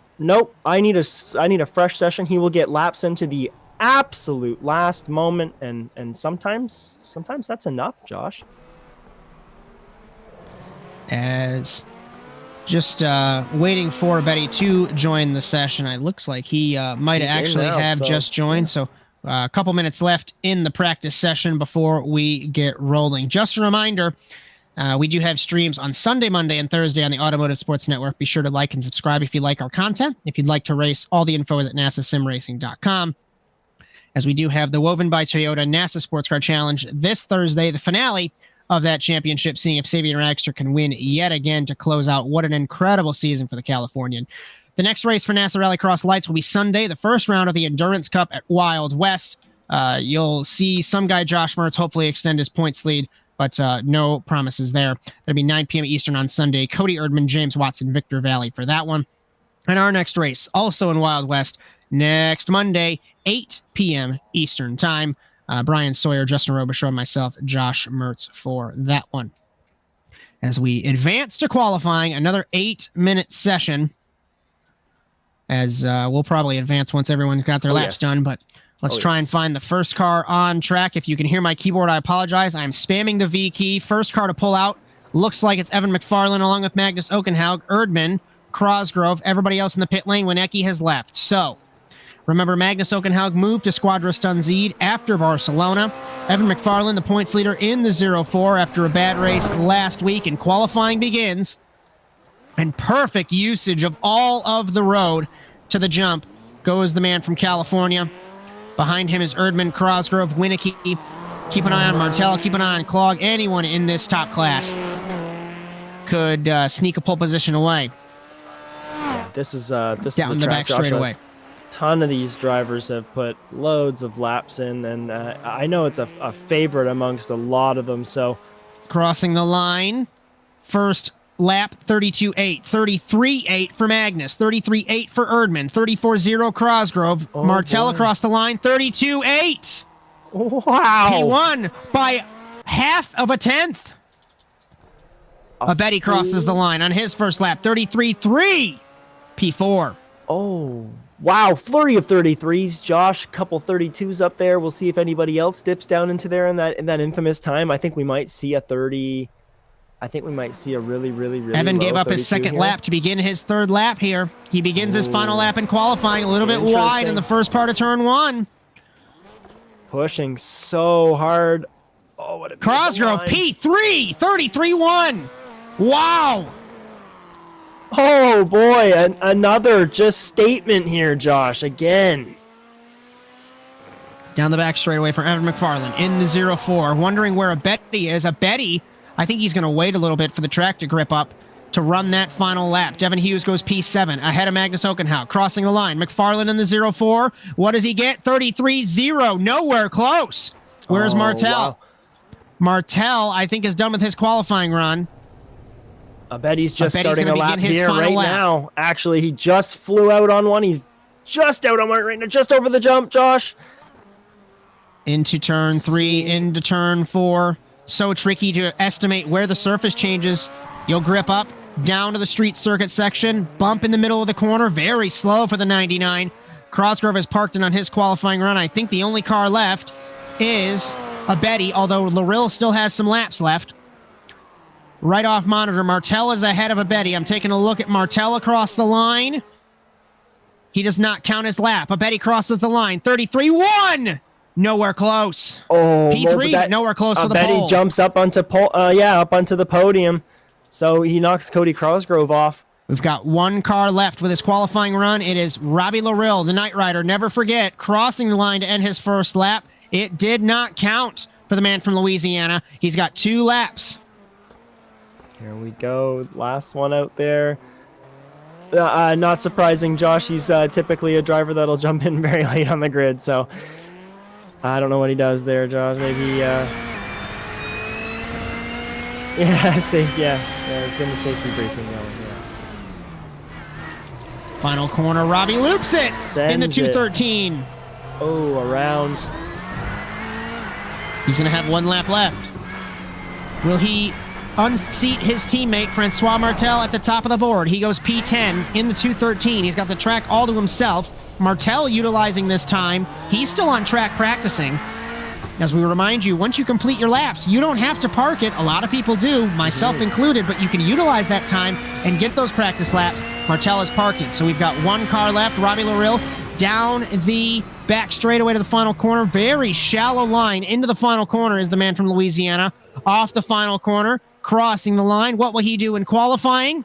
33.4. So put him P6. Martel, pole position for Heat 1, Justin. Yeah, pole position above Evan McFarlane here, and just again by a pinch. All these drivers here at the top 3, literally chasing each other by a pinch. So very impressive. As 11 cars, our graphics list Jake Robichaud as a driver. We promise he's not. A little bit of a mess up there, but it does not break anything, luckily. So we'll just ignore the 69 on any timing and scoring screen, as it looks like everyone's done with their lap. Justin, I don't know if you want to force that through. As yeah, we'll get those drivers off there. They don't need any more practice.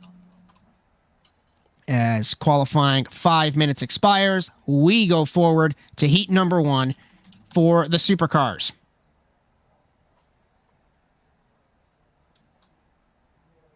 So, Grid 4, heat number 1, Francois Martel, Cody Cosgrove, Cody Erdmann, and Russell Peterson. Oh, wow. We've got both the sportsman drivers in here, Josh. That's going to be interesting. Very spicy little battle here right off the bat. And they had a battle in Norway. We remember that when they came together. And Martel sits third in points. He's 38 down on his teammate McFarland after the disqualification in Brands Hatch. So I'd be a little nervous. Francois, super quick when you give him a clear track. As we await for the 59 of Russell Peterson to grid. He grids. One of the sportsman cars is going to have to go to the semifinal. So I expect no holds bar as we get ready for Heat 1. Oh, barring any mistakes, Josh. Green flag off the line. Again, the middle groove. Wow. Huge run for Cosgrove. Surges ahead of the defending champion. Down to the first corner. Cosgrove, Erdmann on the outside. Martel sneaks to the inside. Little bump, little bump. Cosgrove holds the spot. Peterson sneaks to the inside of Erdmann. Side by side into turn 1. Super slow. Martel tries to take the spot. Erdmann clears Peterson. Peterson into the wall. So Cosgrove, Peterson's around in the 59. Take him out of it. Martel in second behind Cosgrove, who's gapping the defending champion, Justin. Oh my goodness, this isn't what you were expecting to see, Josh, but a monster start here from that middle line has proven very fruitful tonight for many drivers, even in contenders. So, we'll see if Martel goes off into the Joker. Yeah, I think he's just going to take it out, get it out of the way, try and get some clean air, Josh. Maybe make Cody make a mistake chasing him down. We'll see what happens. It's all going to be the Delta now. Will Cosgrove respond? We'll, of course, expect that. But Cosgrove could do that, or he could just sneak up to the back of the rear wing of that number 1 car and take the Joker on the last lap. They were both over the curbs there. Yeah, Cody smacked that one real hard, put it up on its side, and that's been a trend here tonight as well at Daytona. Those sausage curbs, very, very brutal. So, as we end the second lap, Erdmann still holds the third spot. Peterson still on track in the 59, but Martel holds the lead. He was a tenth faster than Cosgrove. And I'll tell you what, Cody Cosgrove's pace is incredible. Leading sportsman, leading contender, 6 wins in a row, and he is sitting 4th overall in the Drivers' Championship. It's unbelievable. Unbelievable, Josh, really. And just lamenting that he should be up here with these supers. And I know we've spoken to him. He wants to be up here with the supers drivers, but he's going to set very likely a phenomenal record here this season in contenders and move his way up into this class, and very clearly going to just come in and start firing on all cylinders, Josh, and bring it to them. So Martel fastest lap 33.0 as Cosgrove set a 33.5. Do you reckon Cosgrove just maintaining that buffer? Although he seems a little bit farther than I would like to be. Gap is 2.5 from Martel to Cosgrove. It is, and it's stretching a little bit here, Josh. You have to think maybe, he's getting a little bit nervous. We'll find out. He doesn't take to the Joker this lap either, so. Erdmann's looped it in the 52 off monitor, pushing super hard. He'll have to go to the semifinal if everything stays this way. Fastest lap again, Martel, 32.9. Yeah, Francois, a little bit messy off the jump there and some front damage as he comes out into the final sector. Giving up that room again to Cosgrove, who now doesn't have to be so nervous anymore. The gap is 2.7. We'll have to have a Joker. I think he's too far back.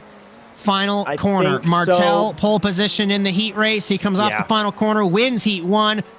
Transferring Cody Cosgrove as best of the rest of the semifinal goes Erdmann and Peterson. Still a fantastic drive from Cody Cosgrove there, and he still has to be happy with that. It's a transfer into that feature, so he's just going to sit back now for the rest of the night and watch everything else unfold. As our grid for the second heat race this evening, as Evan McFarland, Josh Clogg, Devin Hughes, and Cody Winicky. Clogg and McFarland, this is going to be a good duo. Will we see again the middle groove pull away? We'll just have to wait and see. 5 laps, Joker once, top 2 transfer out of Heat 2. Revving him up. Green flag. Winicky might have gotten a jump start, and Clogg, great start again from the middle lane. Down to the first corner. Hughes deep on the brakes in the 60. McFarland to the inside of the Canadian. They're going to be side by side. Will the points leader get stuck behind into turn 1? He lets him have it. Contact just ever so slight between the 04 and the 60. And McFarlane comes in now again. trying to make his way around the 60. Down to turn 5. If I'm McFarlane, he got a slowdown. Has to let Winicky by, and that puts him to last. Those slowdowns there in that section are absolutely brutal, and that's not what you want there. That's not what you want at all. Will we see a McFarlane Joker? We won't. I hate to bring it up, Justin, but are we seeing Evan pressuring himself? We know he has the pace, but that's 3 mistakes this season. Yeah, that's unreal. And to be honest, I don't think it was too much of a mistake on him. I think he just got side by side in a scenario where he really didn't want to be. He definitely made the right move by backing off in turn 1 and 2 there. I don't think that's the right place to make a move, especially that early in the race. He just pays for it in another sector is all. I don't pin that completely on him. Just wrong place at the wrong time. Winicky, two times. Super late on the brakes, was locking him up. That car was supposed to go around, but he saved it. Clog leads with 3 laps to go ahead of Devin Hughes. Devin Hughes in his 2nd supercar race ahead of the championship leader. Absolutely. So good run for car number 60. Promise it's not because he's my car. I really promise. McFarlane to the inside of Winicky. Winicky misjudged the transition there, and when he gripped the asphalt, it just sent him straight. Yeah, and it's been mentioned before, but this track is very tough to pass on, and Evan McFarlane's trying to make something happen on the track here for Cody, because if he can come in at 3rd, there we go. If he can come in 3rd in this race, he can at least hold himself into a good spot in the behind Hughes. Here we go. Devin yet to Joker, Clog yet to Joker. McFarlane might still have this in the 0-4. He might have the race win. Ooh. Super. The Joker's, yeah. Joker's shorter. As I promise I'm here. Words are hard. Clog ahead of Hughes. Hughes Jokers. You get so sucked into what you're watching, I tend to forget. Apologies there. Hughes Jokers comes out ahead of McFarlane, and Clog leads. White flag. He's so fast, though. You got to know he's going to bridge a huge gap on Hughes on this final lap, and maybe he can put a bit of pressure here in his rearview mirror. Maybe cause him a bit of a pain. Oh, he's look at this gap already in the last lap.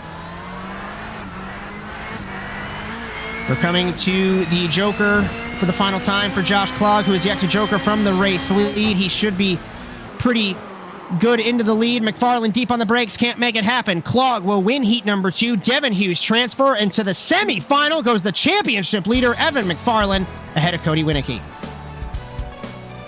Wow. What an unbelievable race. That's another one where that middle groove, so beneficial. All night. Grid for heat number 3, Alex Zabetti, Robbie LaRoe, Magnus Okenhaug. Remember, Jake Robichaud, not on track, just a format issue with iRacing. So we get ready for our 3rd and final heat race.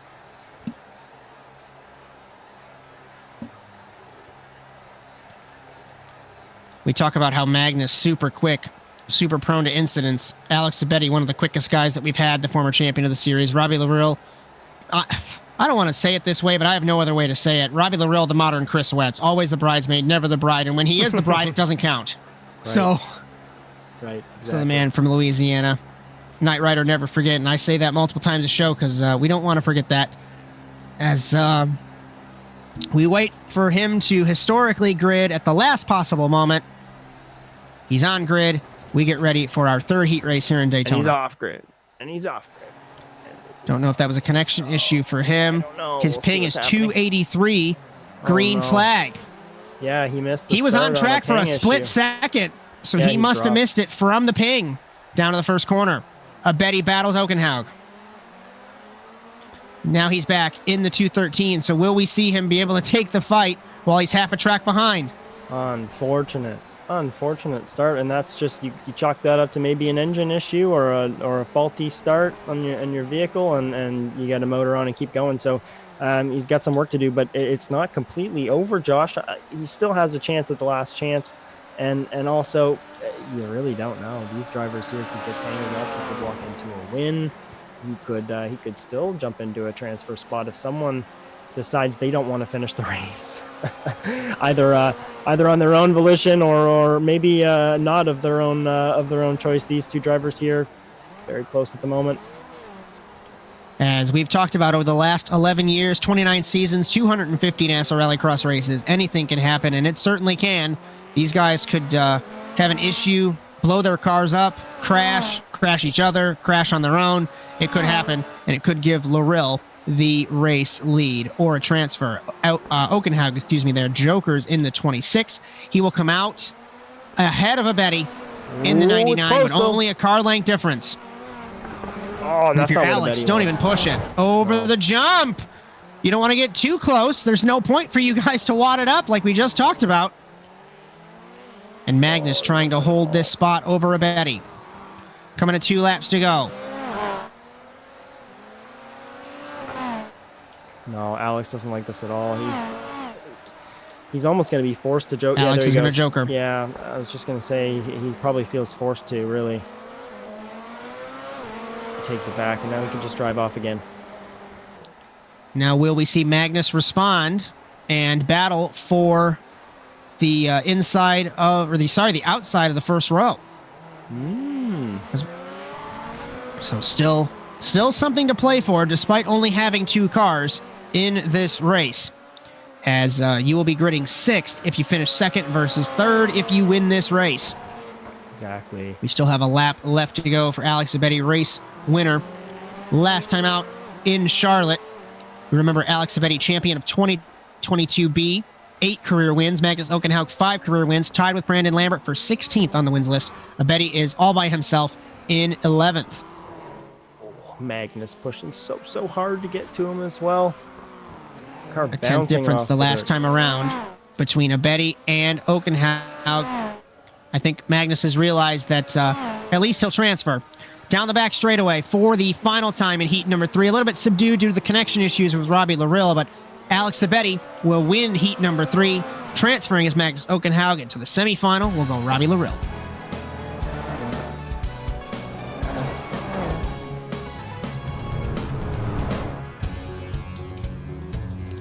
Just confirmation of those results for our 3rd heat race. And there we go, and they're filtered in. Now, grid for the semifinal. Cody Erdmann, Evan McFarland, Robbie Loril, Russell Peterson, Cody Winicky.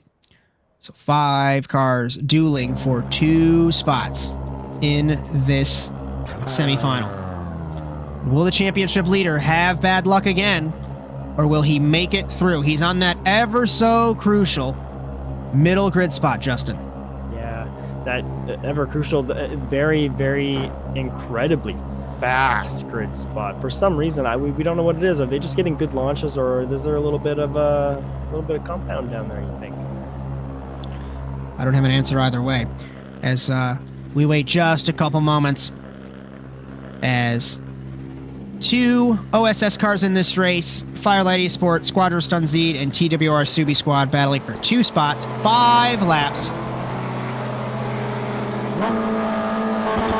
here in the semi-final. Green flag. McFarland smoked off the start from Loril and Erdmann down to the first corner. Erdmann holds the spot over Loril. Will he take it side by side? He will. Will he clear him? No. Loril surges at the beginning of the first lap. Loril ahead of Erdmann, ahead of McFarland, who's battling Peterson, and Winicky in the 5th spot. So the semifinal looks like there was an error. It is only 3 laps when it's normally 5. McFarland's got to make something happen to the inside of Erdmann. Can't make it happen on the first lap.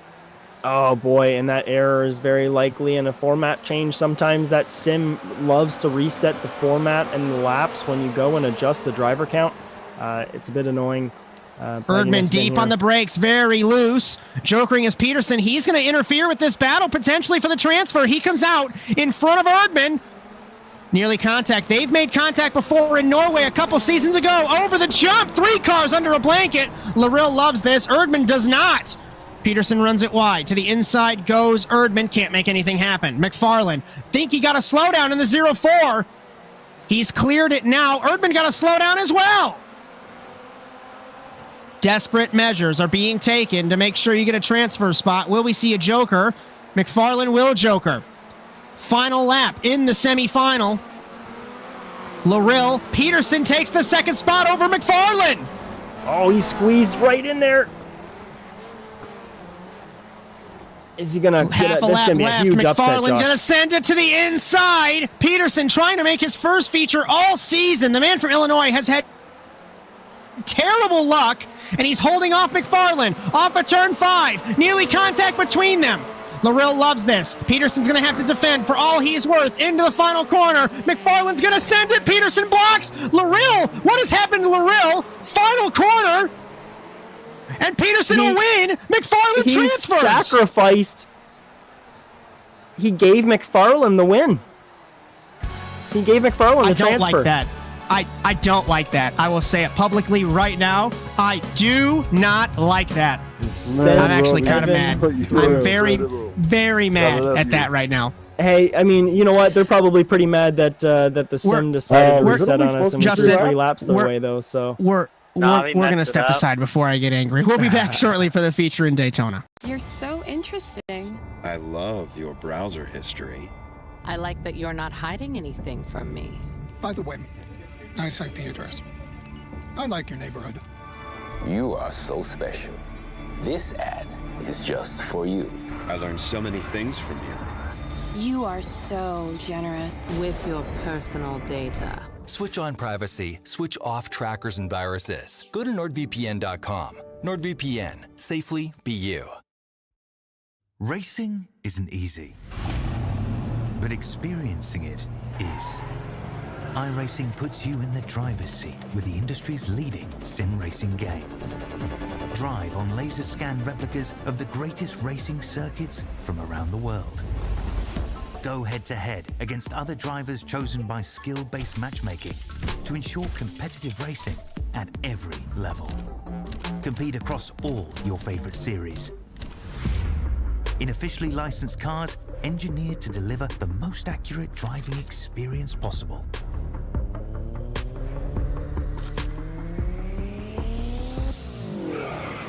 Join a race or host your own with players from across the globe. Race against the computer or in a league with friends. Feel the thrill behind the wheel. Visit iRacing.com.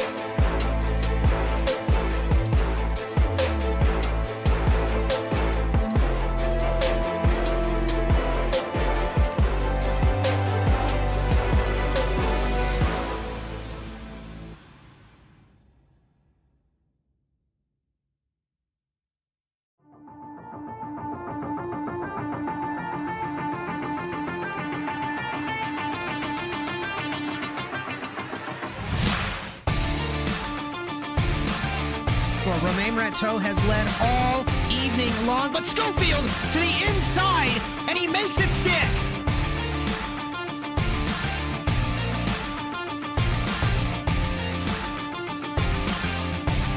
Funny story about Bryan Sawyer. He showed up to the track 5 minutes ago with 0 practice, and each lap increasing in pace for the man from Wisconsin.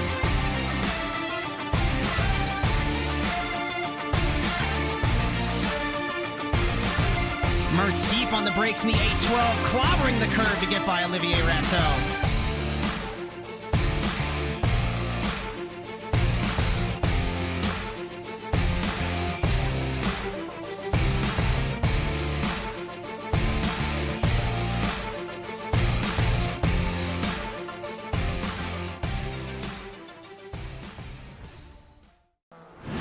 Absolutely be doing what he has to do. He has to go for the championship. He has to recover the points that he lost. He's down the race, takes the lead in the 12.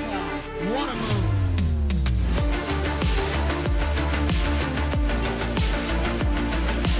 And he takes the lead and holds Side by side between these two in turn 1. This is going to get spicy.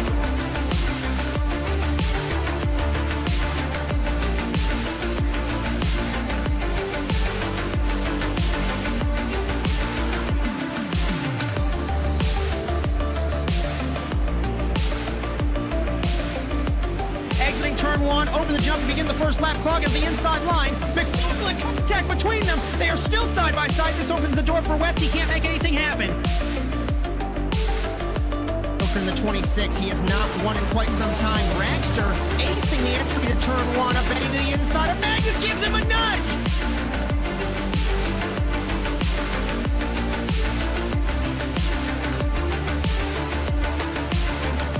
The grip strip on the inside, Phil. Wetz had a little bit better run, but looks like Rocky's going to hold the spot.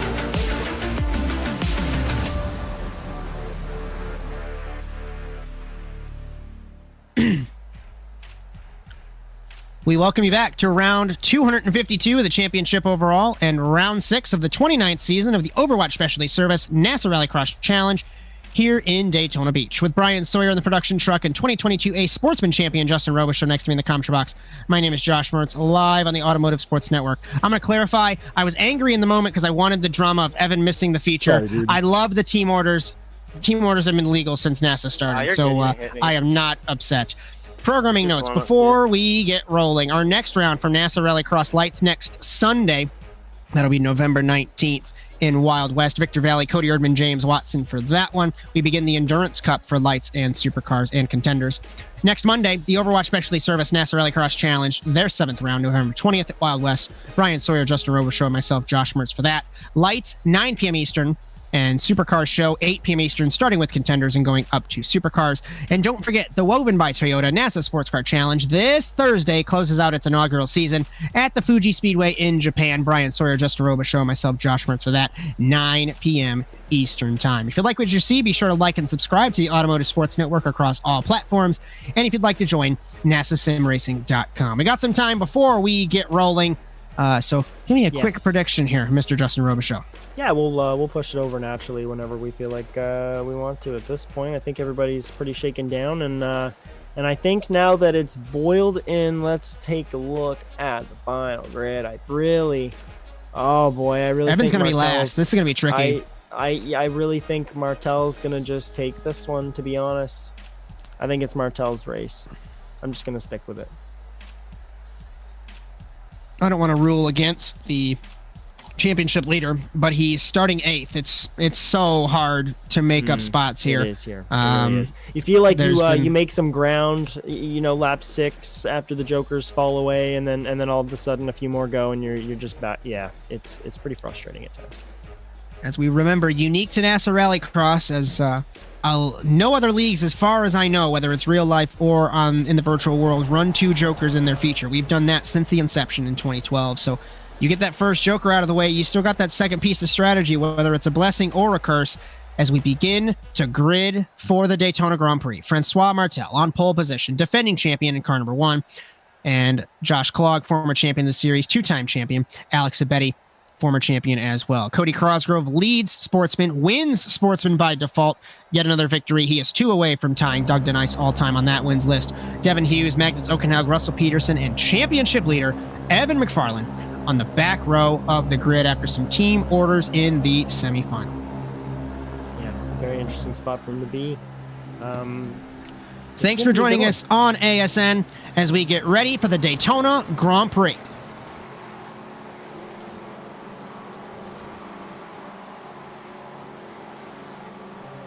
Green flag in Daytona, off the line. Clog doesn't get a good start compared to Martel. Martel comes across, nearly contact between the 3 cars. The teammates down to the first corner. Martel and Abetti side by side. Clog sneaks to the inside, takes a spot. 1 car around from the front bumper of Hughes. McFarlane's around, it was Peterson.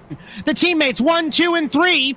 Crosgrove 4th, Okenhaug, Peterson, Hughes. And I think Hughes is parking at McFarlane in 8th. Tricky because you're in the back of the field, Justin, and we see the bad luck happening again. Hughes is parked. 7 cars left. Crosgrove knocking on the back bumper of Abetti. Will we see a Joker in the first opportunity for our defending champion, Francois Martel? No. Clog, 2-time champion, does. Crosgrove does. Okenhaug does. So we have an equal split here between the field as Clog leads at the end of the first lap. Oh, wow. And I was back side by side. Abetti versus Okenhaug, and Abetti takes the spot. What a crazy Wow, that was close. I caught it at the very end of my camera shot, and I thought he was going around, Justin. Oh, no, you're right. That's a tricky spot to make a pass. We've been talking about it all night. You don't want to see 2 people go too wide there. That shimmy, there's not a lot of room in that chicane, and it's dirt. And it gets nasty later in the race, and Josh dips off in the Joker. Jokering Clog. Jokering is Martel. This will complete the Maryland driver strategy and put Clog out front. And now all Martel has to do is hang with the 199 and take the lead back. And Cody Crosgrove sits in third overall. Okenhaug finished his strategy. A Betty yet to Joker. And if I'm a Betty, I would Joker now to get it out of the way. Peterson in the back of the field off the jump. And a Betty, I think, might have come together with Magnus. No, they really close, though. A Betty just almost rolled the car in that turn down at the other end of the jump. Just hooked it up on the asphalt, and the car went up sideways, so losing a ton of time there. And you're right, he jumps into the Joker here now. He's going to take that spot Jokering away. is a Betty, comes out in front of Okenhaug, and now if we know Alex Abetti, he's got a little bit of a clean track. He's going to hot lap his way back to the front of the field. We have a battle for the lead, even though it really doesn't matter. Clog versus Martel. Crosgrove, if something happens between these guys. And Crosgrove, now that he's up in the front of the field and gaining this pace, we are potentially witnessing a guy, if it happens, win all 3 series in one night. Oh, McFarland set fastest lap that last time around. In the back of the field, Magnus has broken the left rear on that Subaru. It was Peterson, apologies there, not Okenhaug. Martel takes the lead in the 1. He does. Jumps down into his Joker, finishes his strategy, gets out in front of Clog, and now it's on the track. No Joker for Evan up to 6th. He got by Peterson in the 59. So Martel's done. Clog is done. Crosgrove is done. Abetti's got 1 left. Magnus is done. McFarland still yet to Joker. And if McFarland sets purple lap after purple lap, where will he end up in the 0-4? Coming across flags for Martel, Francois Martel, car number 1, position number 1, ahead of Josh Clog in the 199. He's still, I'm watching Evan now, and he's still far back despite having 2 Jokers left, and we'll see where he ends up, but he's making quite a bit of ground here on these 2 drivers, Abetti and Peterson, who are Okenhaug, my bad, who are battling, not incredibly hard, but these are 2 drivers who are definitely aggressive towards one another, and their presence is most certainly affecting their driving style, and it's just beneficial for Evan all day. So last lap for McFarland was a 33.3. The last lap for everybody else, and that includes Cody Crosgrove, 33.7. Martel crosses the line again, 33.5, 33.6 Clog, 33.7 Crosgrove, 33.6, McFarland, 33.2. I think he's just going to run out of time because I think he got fully turned around, if I recall correctly, on that start, Justin. Yeah, he did. He got hip checked out of the way, really just in the wrong place at the wrong time. At the other end of an incident that really just happened in front of him. So, playing a lot of catch up, doing a fantastic job. I'm very impressed with the ground he's making up. But yeah, you're right. He's just running out of time. Exactly. We are looking at another piece of history. If Martel can close this race out, he will break the NASCAR 2003 Pioneer Brigade. It has been myself, Kraus, Chris Wetz, Cody Erdmann, Dylan Livingood, top 5 for literally all of NASA's existence, and Martel is tied with Dylan Livingood on 13 career wins. Another piece of history potentially made tonight, and Martel holding that number 1 plate, leading with 2 laps to go.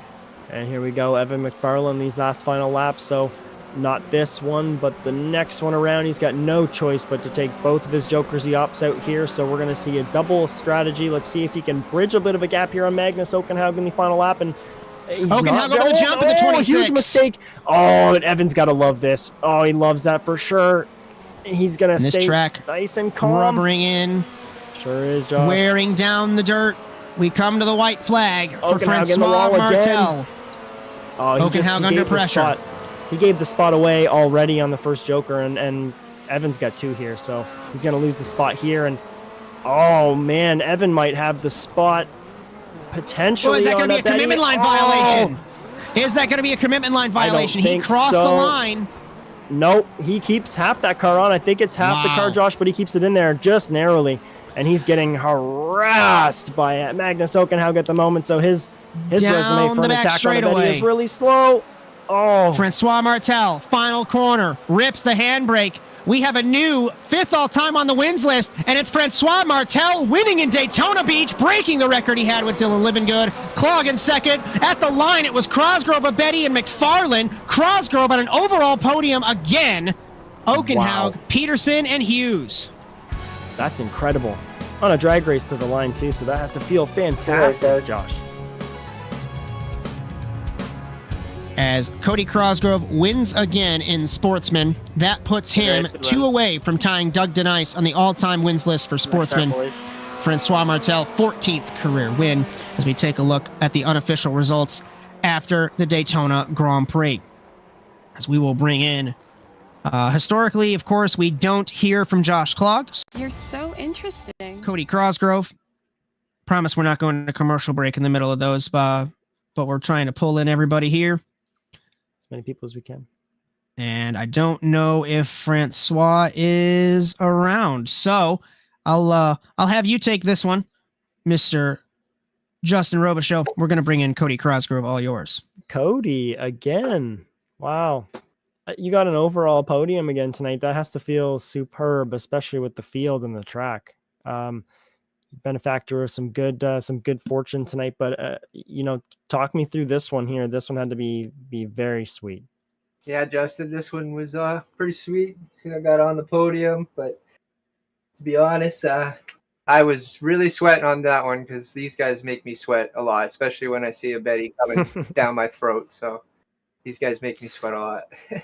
Yeah, we actually talked about that a lot too, about a lot of drivers pressuring one another, and you didn't seem to have a terrible amount of it, all things considered tonight, but overall, fantastic race. I mean, it must feel great for you to be, contenders driver racing down there and transferring in and then smacking that podium just seemingly week in and week out. So very excited to see how this shakes you into the final standings. We'll see how the final scores come down, but I think you're hanging on to a very nice spot in the overall championship, even in supers. So great performance tonight, Cody. And let's get a proper who you want to thank. You got plenty of time. We got no one else to interview tonight. So go through. Oh, actually, I think we got Francois in here. So yeah. Still loads of time. Who do you want to thank? I'd like to thank the Slate Packs. Those guys always cheer me on.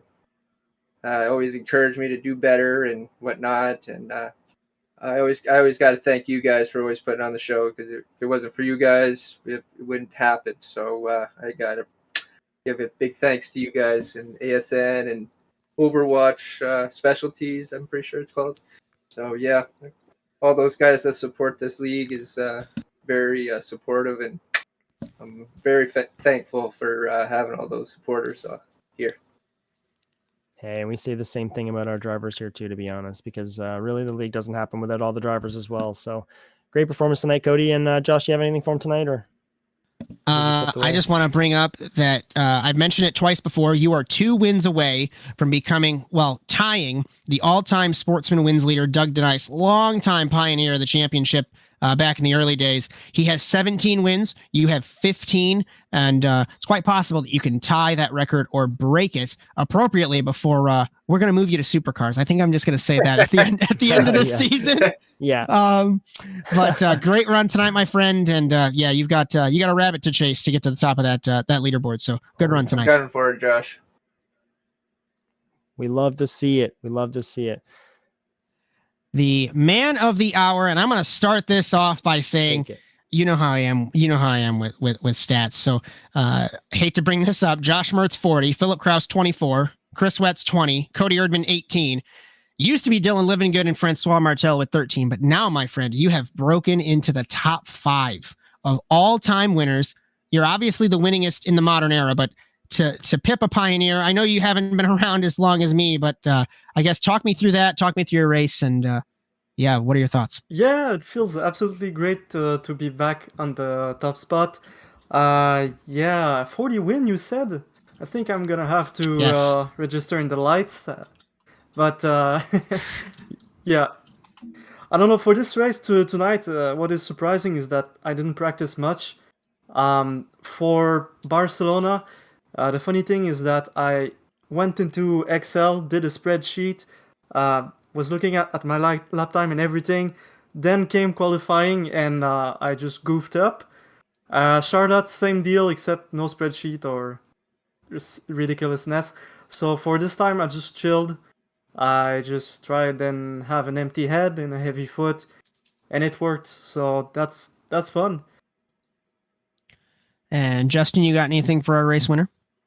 I'm just going through the race now. Looked pretty clear cut. That start was monstrous, Francois. Just incredible for the inside line. You held it fantastic. Just great race. Well, thanks. I didn't watch, of course, the start because I was in the car. So you just press the pedal and go. But it's been really like weakness as I had a problem in first heat. So I'm really glad to hear that I fixed that. I think I found something, but we'll see. So yeah, thank you for tonight. Thank you. I got one last question for you. I think we know the answers, but who would you like to thank for yet another win tonight? Big special shout out to Overwatch Specialty Service. Thank you so much for making this championship possible. The most fun thing on iRacing. Obviously, tonight, what helped me a lot was my setups that are available on teamwhatsonracing.com. And as always, I think I want to thank everybody that participated in the league and make it fun. As one little fun tidbit, both car number ones have won this week. So I'll give you a little air high five from Indiana, as of course, with my win yesterday. So good run, my friend. And we'll see you Thursday, ? For sports cars. Otherwise, we'll see you next week in Wild West. We'll see you in sports car. Absolutely. Thank you. Woo! Let's go. The always humble and great to talk to, Francois Martel. Let's get some confirmation of the unofficial results leaving the Daytona Grand Prix. Francois Martel, 14th career win, and I've said it 5 times already. I can't get over that. Dylan Livingood's last win was in 2015. That record has stood since then, and it is now broken. I just posted in the Discord, I said, I never thought that I was going to see those records fall. He wins ahead of Josh Klug, Cody Crosgrove, third on the podium, winning sportsmen, winning contenders in the 18. Alex Abedi in P4. Evan McFarlane, after the incident in Turn 1, rallies back, no pun intended, to P5. Magnus Okenhaug, Russell Peterson, Devin Hughes rounding out that order. And remember, Robbie Lorel, Cody Erdmann, Cody Winicki, the 3 cars that did not transfer. We're going to take a look unofficially at points exiting the Daytona Grand Prix. And Evan McFarlane, bigger point lead, actually a little bit smaller. I think it's 24 from McFarlane to Martel. That is under a race distance, Justin. So if anything continues to happen to the 0-4, we might see an unbelievable recovery for Francois Martel after the disqualification in Great Britain. What could have been if car number 1 did not have those track limits issues. Alex Abedi in 3rd, Klog 4th, Crosgrove in 5th. Crazy as a contender, sportsman, 5th overall for the 18. Lorel, Okenhaug, Peterson, Kirtley, Erdmann, the remaining top 10. OSS Racing Patrol Alpha 222, Patrol Bravo 155. No disrespect to our other teams. It's been such a weird season with that team shift, that middle season. It's basically sealed for the factory OSS Racing teams. JC Sim Sport, Squadra Stun Zed. We take a look down the order. Going to get a couple programming notes before we say good evening, but also thank a couple of friends. The Overwatch Specialty Service, the only thing more unique than your problems, our solution. For more information, visit osscentral.com. Thank you so much to Rob Hartland for your continued support of NASA Sim Racing. Our coverage on ASN tonight also brought to you by NordVPN. For up to 63% off a 2-year plan, visit nordvpn.com/ASNTVUSA. Thirdly, our cameras for the entire season are provided by TrackCams22.com. And finally, our intro music was produced by our very own Alex Abedi. If you like what you see, be sure to like and subscribe to the Automotive Sports Network. And if you'd like to race, all the info is at NASASimRacing.com. And our next broadcasts on the Automotive Sports Network. Thursday, the finale for the Woven by Toyota NASA Sports Car Challenge at the Fuji Speedway in Japan. That'll be 9 p.m. Eastern Time. You'll have Bryan, Sawyer in the production truck, Justin Robichaud alongside me. My name is Josh Mertz for that one. NASA Rallycross Lights, Round 7 from Wild West, beginning the Endurance Cup. That'll be 9 p.m. Eastern next Sunday. That'll be the 19th. You'll have Victor Valley in the production truck, Cody Erdmann alongside James Watson for that. And our next round, also in Wild West, and also the first round, of the Endurance Cup. That will be 8 p.m. Eastern, starting with contenders going up to supercars. Bryan, Sawyer, Justin Robichaud, Josh Mertz for that one. So give me a final thought, Justin, and we're making exceptional time before we say goodnight. Hey, yeah, we did make exceptional time, and I just what a fantastic little race, all things considered, Josh. I mean, this is a track that everybody owns. Lots of people should be pretty familiar with. but yet again, turn one still a little bit of an issue. So we'll see if that carries through. We're going to head to a couple endurance rounds, I think, are the next two. So that might shake up the starts a little bit, because I think they're rolling. Going to be rolling starts for the Endurance Cup. Yes. A little bit different there. So that'll be a lot of fun. But right now, my mind, honestly, is on that finale this Thursday in the GR86 cars. That's what I'm looking forward to. That is going to be a fantastic race headed to Japan, and those cars are wicked fun. They could be a great little battle there on the twisty turns of Fuji and that long straight. I don't want to make this assumption for you, but I'm going to do it. If we talk about NASA Rallycross being my sim racing baby, I'm thinking, of course, you and I both know the GR86 project, I'd like to think, is your sim racing baby. So, big time. Super excited for that one. But for Rallycross tonight, the checkered flag has fallen on the evening. From all of us at the Automotive Sports Network, from Jess Rakowski, Victor Valley, Jared Lott, Chad Irvine, Philip Kraus, Justin Robichaud, Cody Erdmann, words are hard, James Watson, and Bryan Sawyer. My name is Josh Mertz, and I hope you enjoyed today's coverage of the Overwatch Specialty Service NASA Rallycross Challenge tonight from Daytona. We congratulate our contenders and sportsman winner Cody Crosgrove, 6 in a row in contenders and yet another win in sportsman, and congratulate Francois Martel on his 14th career win, breaking the record with Dylan Livingood. Be sure to join us Thursday for sports cars in Fuji, but until then, so long everyone.